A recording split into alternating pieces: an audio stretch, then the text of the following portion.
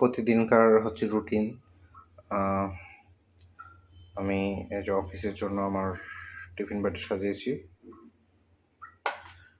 এই হলো ভাত। রাতের বেলায় দুটো প্যাকেট করে আর কি ফ্রিজের মধ্যে ভরে রাখবো, কারণ সকালবেলা উঠে আসলে ভালো লাগে না, অত সময় আসলে পাওয়া যায় না।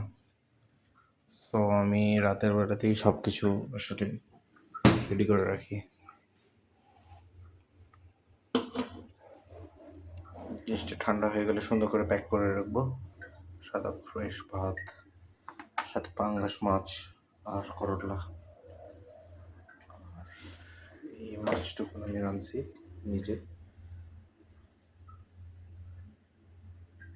সুন্দর হয়েছে মনে হচ্ছে। এখনো খাই নাই অবশ্য।